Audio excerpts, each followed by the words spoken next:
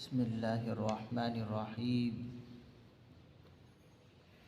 الحمد لله وكفى وسلام على عباده الذين اصطفى، أما بعد، فإن خير الحديث كتاب الله، وخير الهدي هدي محمد صلى الله عليه وسلم، وشر الأمور محدثاتها، وكل محدثة بدعة، وكل بدعة ضلالة، وكل ضلالة في النار.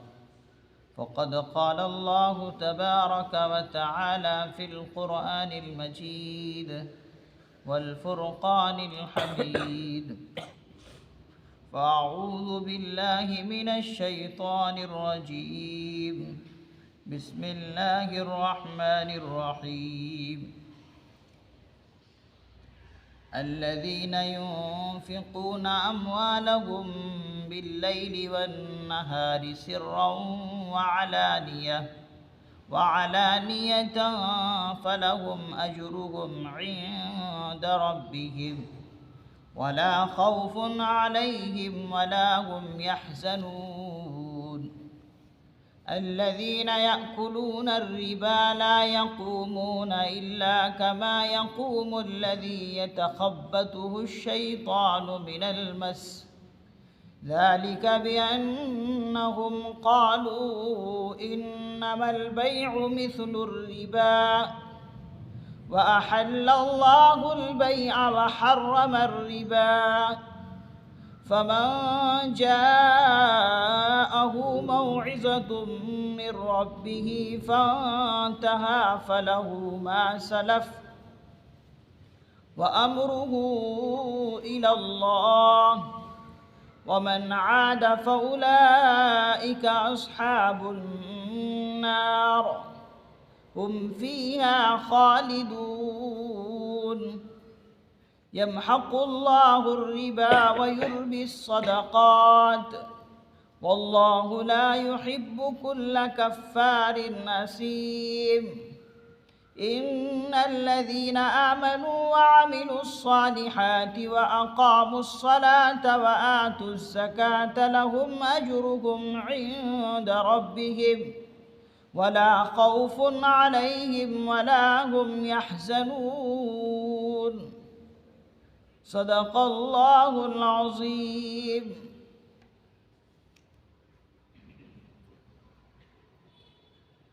الذين ينفقون أموالهم بالليل والنهار سرا وعلانية فلهم أجرهم عند ربهم.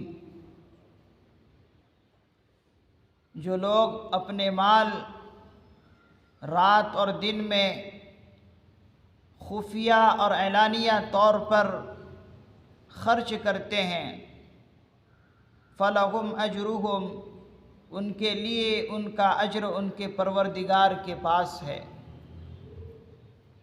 ان کے لیے ان کے پروردگار کے پاس ان کا اجر ہے، وہ اللہ کے پاس اپنا اجر اور ثواب پائیں گے. وَلَا خَوْفٌ عَلَيْهِمْ، اور نہ انہیں کوئی خوف ہوگا، کوئی خطرہ واقع ہوگا. ولا هم يحزنون، اور نہ وہ مغموم ہوں گے اور نہ انہیں کوئی غم پہنچے گا.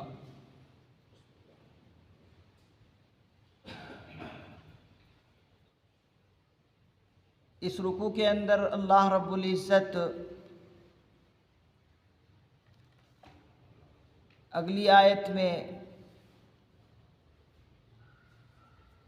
ربا اور سود کو بیان کیا ہے، اس کے احکامات کو بیان کیے ہیں، اور اس آخری آیت میں 274 آیت تک اللہ رب العزت نے انفاق فی سبیل اللہ کو بیان فرمایا، اور اس میں یہ آخری آیت ہے جس میں اللہ رب العزت نے ارشاد فرمایا کہ جو لوگ اپنے مال رات اور دن میں خفیہ اور اعلانیہ طور پر خرچ کرتے ہیں، یعنی اپنے مال خرچ کرنے کے لیے کوئی مخصوص وقت متعین یہ لوگ نہیں کیے، بلکہ جب بھی موقع ملا، رات ہو تو رات میں، دن میں موقع ملا، کوئی ضرورت مند آ گئے تو دن میں خرچ کرتے ہیں۔ اسی طریقے سے کوئی سا بھی وقت ان کو میسر ہوتا تو رات اور دن ہر وقت جو ہے اللہ کے راستے میں خرچ کرتے رہتے، انفاق فی سبیل اللہ کرتے رہتے۔ تو جن لوگوں نے کوئی مخصوص وقت نہیں رکھا کہ اسی وقت میں ہم خرچ کریں گے، بلکہ انہوں نے ہر وقت کو خرچ کرنے کے بارے میں سوچ رکھا کہ جب بھی موقع ملے گا، چاہے رات ہو چاہے دن ہو، ہم خرچ کریں گے۔ تو ایسے لوگوں کو اللہ کی طرف سے بشارت ہے کہ ان کو ان کا اجر اللہ رب العزت اپنے پاس سے ضرور عطا کریں گے۔ بعض مفسرین نظام نے فرمایا کہ یہ آیت مبارکہ حضرت ابوبکر صدیق رضی اللہ عنہ کی شان مبارک میں اتری۔ بعض روایت کے اندر ہے کہ اللہ کے پیغمبر صلی اللہ علیہ وسلم نے فرمایا کہ حضرت ابوبکر صدیق رضی اللہ عنہ ایک مرتبہ 40,000 دینار اللہ کے راستے میں خرچ کی۔ 40,000 دینار، 10,000 دینار دن میں خرچ کیے، یعنی اللہ کے راستے میں دیے۔ 10,000 دینار رات کے وقت میں، اور اسی طریقے سے 10,000 اور موقع پر، 10,000 اور موقع پر۔ تو کہتے ہیں کہ رات و دن حضرت صدیق اکبر رضی اللہ عنہ نے 40,000 دینار اللہ کے راستے میں خرچ کر دی۔ تو ان کی شان میں یہ آیت اتری، اور اللہ رب العزت نے ارشاد فرمایا ایسے لوگوں کے لیے ان کا اجر پروردگار کے پاس ہے۔ وَلَا خَوْفٌ عَلَيْهِمْ، اس آیت کے ٹکڑے میں بتایا گیا کہ ایسے لوگوں کو کوئی خطرہ لاحق نہیں ہوگا، یعنی قیامت کے دن ایسے لوگوں پر کوئی خطرہ واقع ہونے والا نہیں ہے، کوئی ڈر نہیں ہوگا، بلکہ بے خوف اللہ رب العزت ایسے لوگوں کو انعامات سے نوازیں گے اور اعلیٰ ترین مقام جنت عطا کریں گے۔ وَلَا هُمْ يَحْزَنُونَ، اور نہ یہ مغموم ہوں گے، ان کو غم لاحق ہوگا۔ ایسا بھی نہیں کہ کسی چیز کے فوت ہونے پر کوئی غم جو ہوتا ہے، ایسا بھی ان کو نہیں ہوگا۔ کسی چیز کے، کسی مقصود کے فوت ہونے پر جو غم ہوتا ہے، ان کو وہ غم بھی نہیں ہوگا، بلکہ اللہ رب العزت بے غم ان کو کر دیں گے، اس لیے کہ انہوں نے اللہ کے راستے میں لٹائے ہیں، تو اللہ نے ان کو سارے کے سارے انعامات سے نوازیں گے۔ تو انسان مال خرچ کرنے کے لیے کوئی خاص وقت متعین نہ کرے کہ فلاں مہینہ آئے گا تو ہم اللہ کی مخلوق پر خدمت کریں گے، یا فلاں وقت آئے گا ہی تو ہم اس وقت دیں گے کچھ نہیں، بلکہ کسی بھی وقت موقع لگے اس موقع کو غنیمت جانیں اور اللہ کے راستے میں خرچ کر دیں۔ ایسے لوگوں کے لیے یہ بشارت ہے۔ اب اگلی آیت میں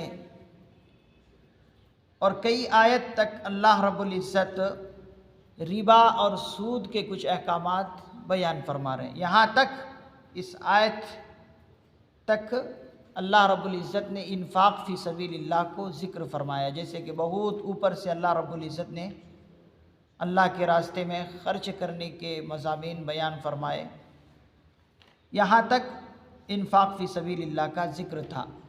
اب یہاں سے ربا اور سود کے احکامات کو اللہ رب العزت بیان فرماتے ہیں۔ الذین یأکلون الربا لا یقومون الا کما یقوم الذی یتخبطہ الشیطان من المس،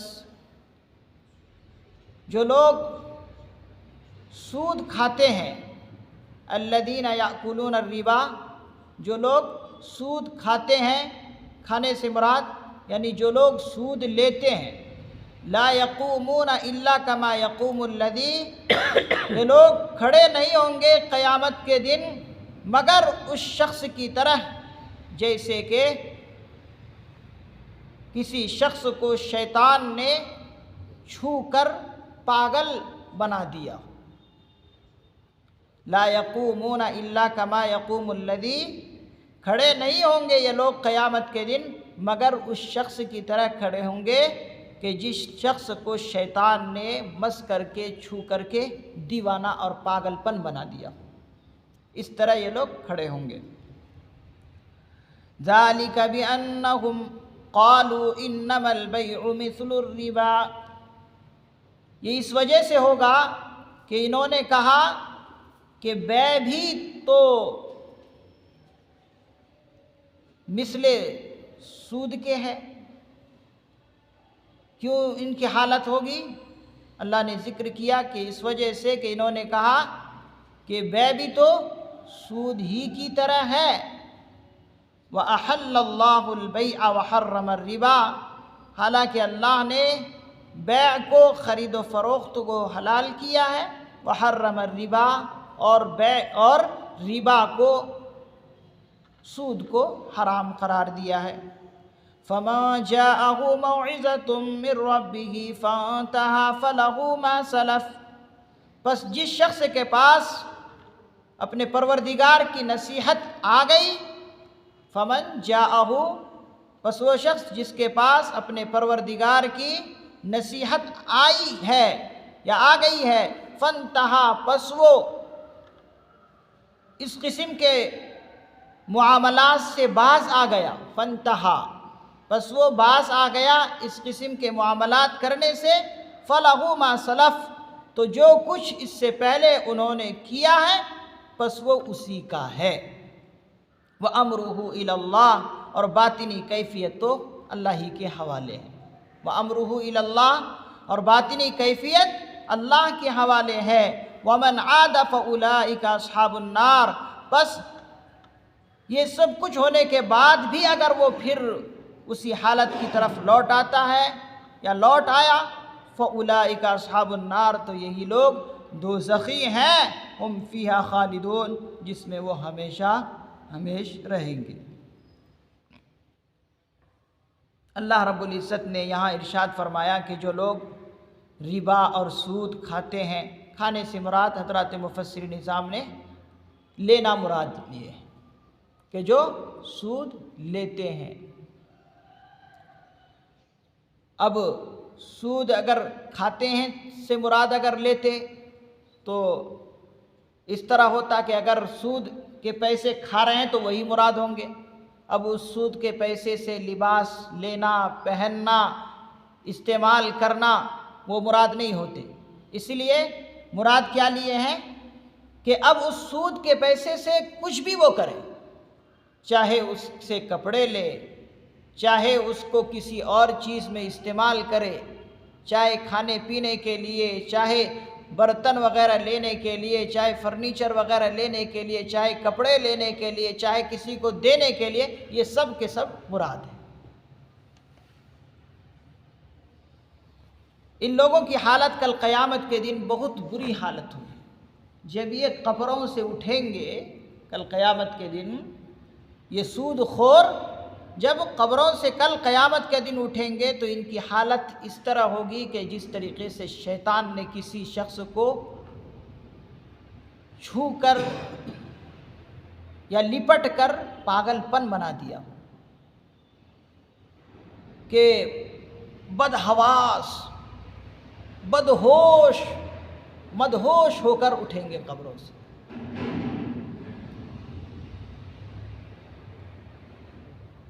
کہ پاگل بھی نہیں بلکہ پاگل پن کی طرح یہ لوگ دیوانے پن کی طرح کل قیامت کے دن قبروں سے اٹھیں گے، مدہوش ہو کر، بالکل پاگل پن کی طرح اٹھیں گے۔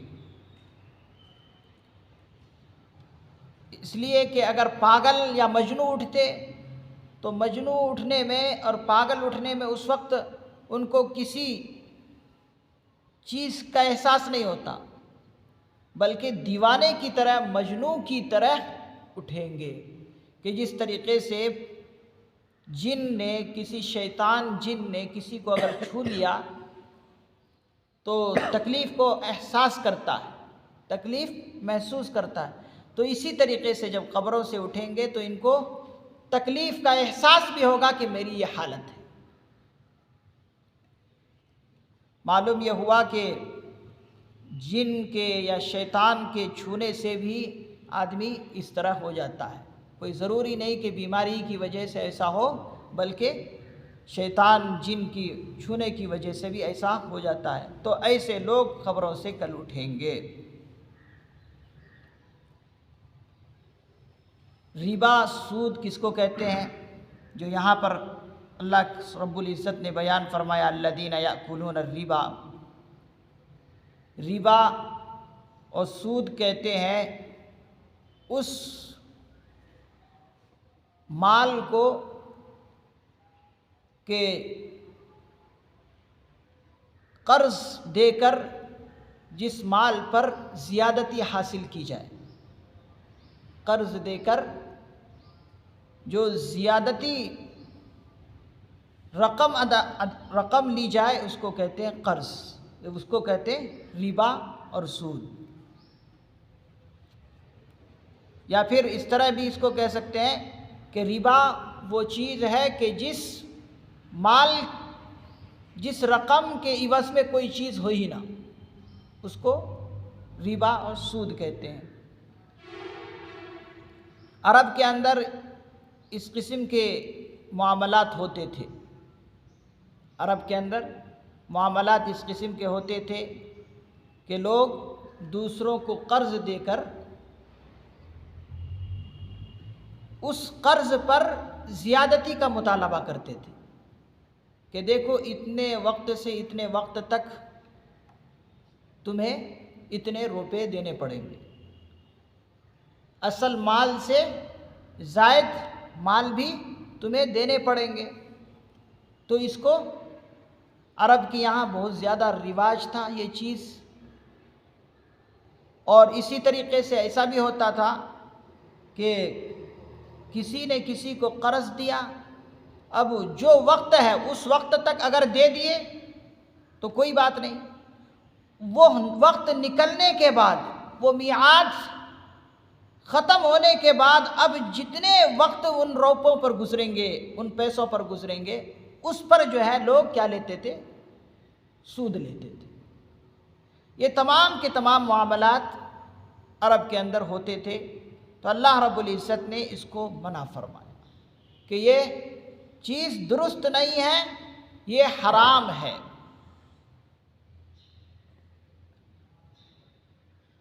ربا اور سود کی حرمت آنے سے پہلے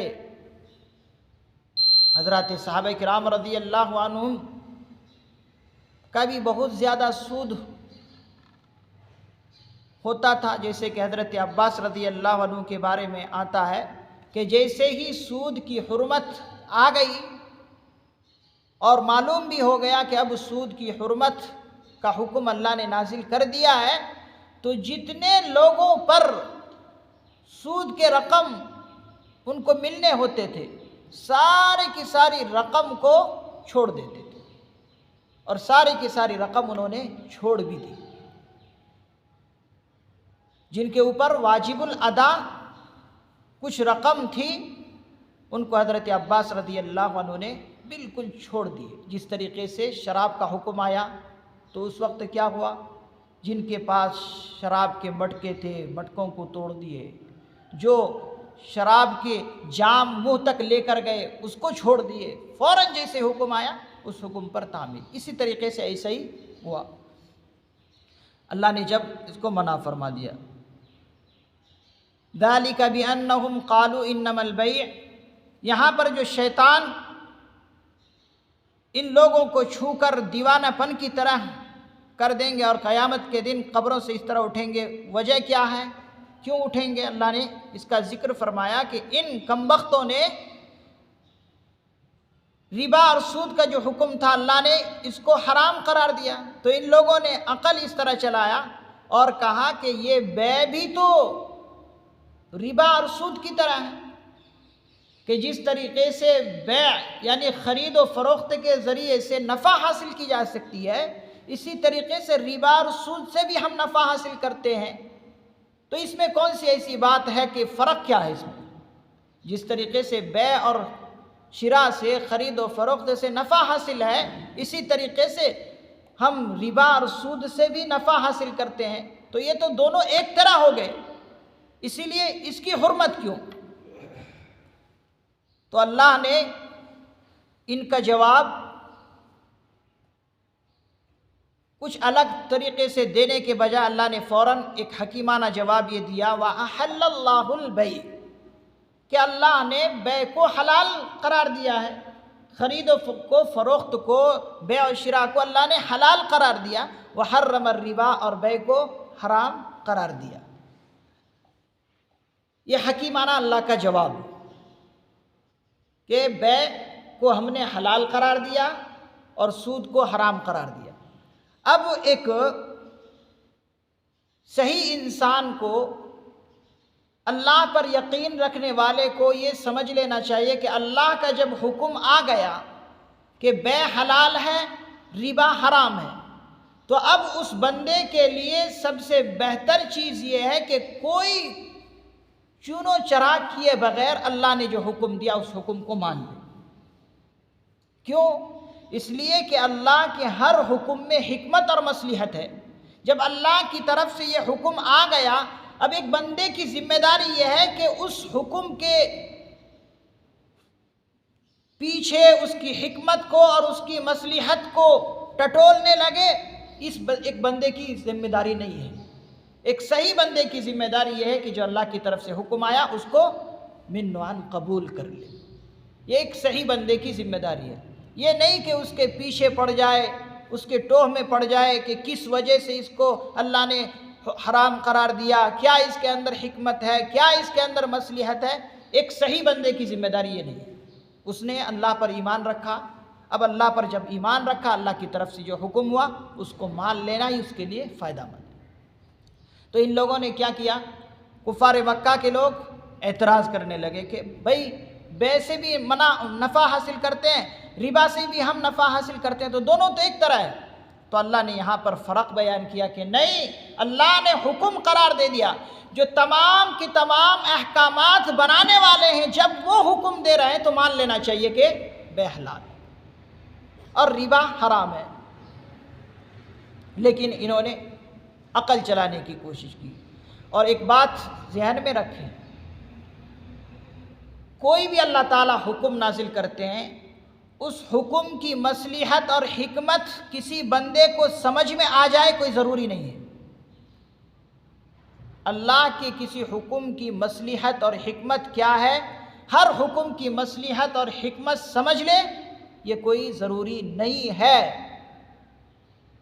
کوئی مصلحت، کوئی حکمت سمجھ میں آئے گی اور بعض کسی حکم کی حکمت اور مصلحت تمہیں نہیں سمجھ میں آئے گی۔ اللہ نے اتنی عقل تمہیں نہیں دی ہے، اللہ عالم الغیب ہے، اللہ کو ایک ایک چیز کا علم ہے، تو کسی حکم کی مصلحت اور اس کے حکمت کے پیچھے پڑ کر اپنے آپ کو خراب نہیں کرنا چاہیے۔ اللہ نے یہاں حکم دے دیا تو اس حکم کو مان لینا چاہیے۔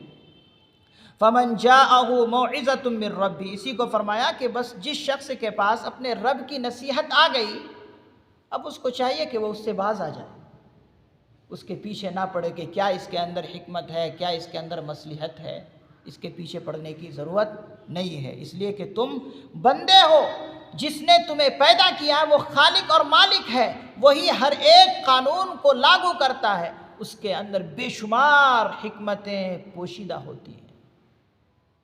تم ایک بندے کے ناطے تمہیں چاہیے کہ اپنے پروردگار کے حکم کو مانو اور اس چیز سے باز آ جاؤ۔ فانتہا، تو جو شخص اس کفر کے الفاظ سے، قول کفر سے، کہ قول کفر کیا؟ کہ ربا بھی تو بے کی طرح ہے، یہ قول کفر ہے۔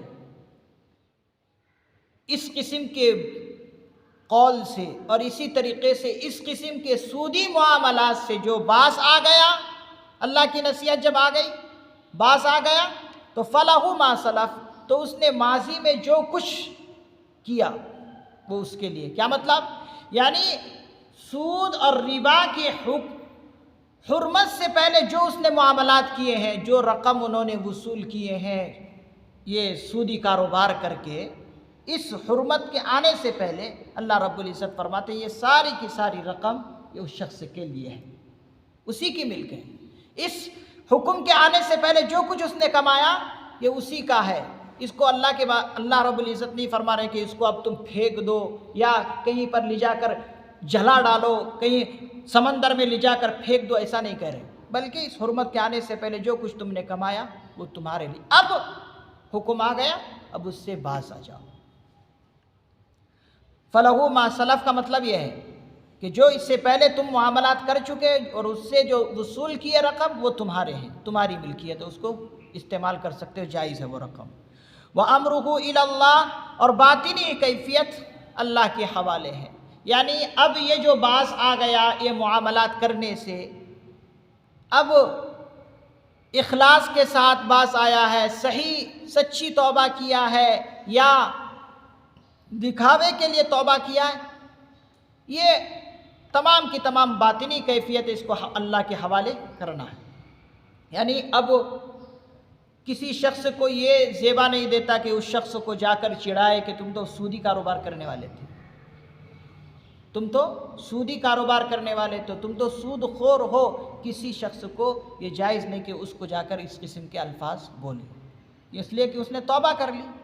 اب باطنی کیفیت اللہ جانتا ہے، ظاہری طور پر جب اس نے توبہ کر لی اب اس کو کوئی کچھ نہیں بول سکتا کہ تم سود خور ہو۔ تو یہی معاملہ اللہ رب العزت نے فرمایا وَأَمْرُهُ إِلَى اللَّهِ، باطنی کیفیت کہ اس نے سچی توبہ کی ہے، باز آنے کی یا ظاہری طور پر کی ہے، وہ اللہ کے حوالے کیا جائے۔ وَمَنْ عَادَ، اب اللہ رب العزت فرماتے ہیں کہ جو اس حرمت کے آنے کے بعد وہی سودی کاروبار کر رہے ہیں، وہی قول بول رہے ہیں، وہی جملہ بول رہے ہیں کہ ربا بھی تو سود کی طرح ہے، اگر یہ بول کر پھر لوٹایا اپنے آپ کو اپنی پرانی زندگی کی طرف اور سودی کاروبار کر رہے ہیں، فَأُولَٰئِكَ أَصْحَابُ النَّارِ، تو یہی لوگ دوزخی ہیں، ہم فیہا خالدون، جس میں وہ ہمیشہ ہمیشہ رہیں گے۔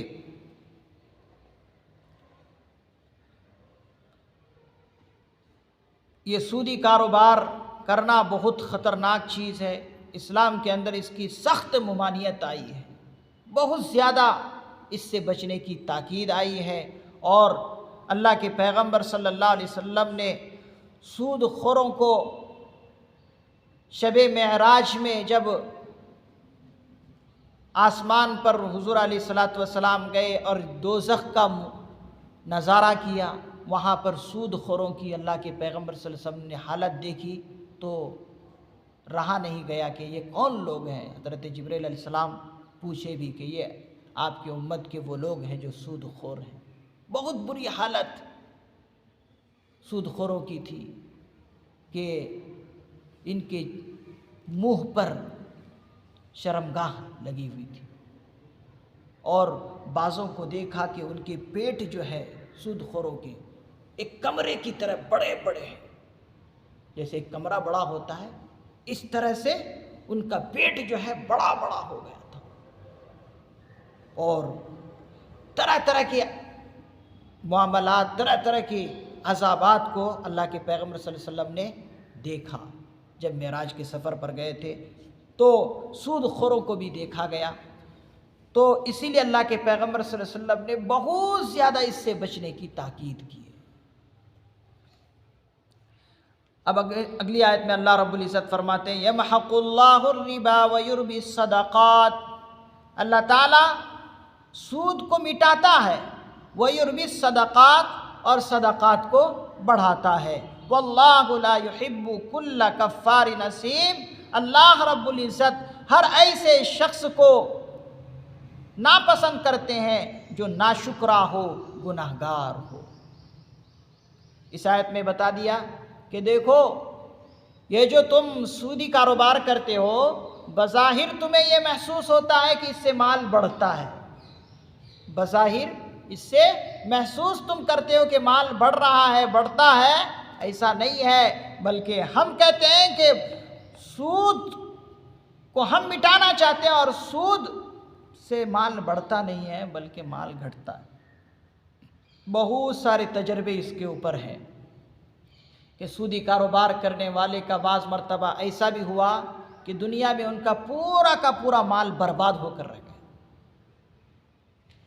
کوئی فائدہ نہیں ہوا ان مالوں سے، نہ تو خود اس کی ذات کو اور نہ اس کی آل و اولاد کو۔ بے شمار لوگوں نے تجربہ کیا کہ سودی کاروبار کرنے والوں کے اللہ رب العزت نے ایسے کبھی کبھی نقصان دیے کہ پورا کا پورا مال برباد ہو گیا۔ اور اگر دنیا میں مال بڑھ بھی رہے ہیں تو یہ مال بڑھ نہیں ہے بلکہ مال گھٹ رہا ہے، مال گھٹتا ہے، سود سے بڑھتا نہیں ہے۔ اور اگر دنیا میں کوئی محسوس نہ بھی کرے تو کل آخرت میں محسوس کر لیں گے کہ ان کا سارا مال وہاں پر برباد ہوگا۔ اور صدقات کو اللہ تعالیٰ بڑھاتے ہیں، یعنی صدقات دینے سے اللہ رب العزت کیا کرتے ہیں، دنیا میں بھی اس کا پھل بہت سے مرتبہ دکھا دیتے ہیں کہ اس کے مال بڑھ رہے ہوتے ہیں، کہ صدقات دینے سے اللہ تعالیٰ اس کے کئی گنا جو ہے ان کو عطا کر دیتے ہیں دنیا میں بھی، اور آخرت میں تو بڑھا چڑھا کر اللہ تعالیٰ دیتے ہی ہیں۔ تو اسی لیے فرمایا وَيُرْبِي الصَّدَقَاتِ، اور اللہ تعالیٰ صدقات کو بڑھاتے ہیں کہ دنیا میں بھی اس کا اجر دے دیتے ہیں، اور آخرت میں تو اور بڑھا چڑھا کر اللہ تعالیٰ ان کو ثواب عطا کرتے ہیں۔ تو یمحق اللہ الربا، اللہ تعالیٰ سود کو مٹاتا ہے، یعنی دنیا میں بھی کبھی اس کے مال برباد کر کے رکھ دیتے ہیں، اور آخرت میں تو برباد ہی برباد ہے ان کے مال۔ اور یہ تو اس طرح ہے گویا کہ ایک انسان کو کسی جگہ پر زخم لگ گیا، اور زخم اتنا خطرناک ہے، اس کے اندر، اس زخم کے اندر پیپ وغیرہ جم گیا، تو بظاہر آپ دیکھیں کہ وہ زخم بڑھ رہا ہے، لیکن اندر جو ہے وہ پیپ جو ہے اس کے اندرونی حصے کو کھا کر خراب کر رہی ہے۔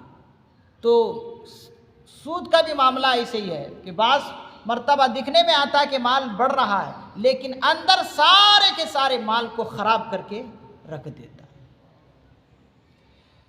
واللہ لا يحب كل کفار نثیم، یہاں پر بتایا کہ اللہ رب العزت ہر ایسے ناشکرے کو ناپسند کرتے ہیں اور گناہگار کو ناپسند کرتے ہیں۔ جو بھی اس قسم کے معاملات کرنے والے لوگ ہیں یہ اللہ کے ناشکرے ہیں، اللہ کے حکموں کو توڑ رہے ہیں، اور اللہ کی نعمتوں کا ان کو کچھ پاس و لحاظ نہیں، یہ اللہ کے ناپسند لوگ ہیں۔ اور اسی طریقے سے گناہگار بھی اللہ کے ناپسند لوگ ہیں، جو گناہ پر جری ہو جاتے ہیں، جرأت کرتے ہیں، اللہ کو ایسے لوگ ناپسند ہیں۔ ان الذين آمنوا وعملوا الصالحات واقاموا الصلاة، بے شک وہ لوگ جو ایمان لائے اور عمل صالح کیے، واقاموا الصلاة، اور نماز ادا کرتے رہے، وآتوا الزکاة، اور زکوٰۃ دیتے رہے، لہم اجرہم، ان کے لیے ان کے پروردگار کے پاس ان کا اجر ہے، وہ اپنا اجر اپنے پروردگار کے پاس پائیں گے۔ ولا خوف علیہم، انہیں نہ کوئی خطرہ ہوگا کل قیامت کے دن، ولا هم يحزنون، اور نہ وہ مغموم ہوں گے، کسی چیز کے فوت ہونے پر وہ مغموم بھی نہیں ہوں گے۔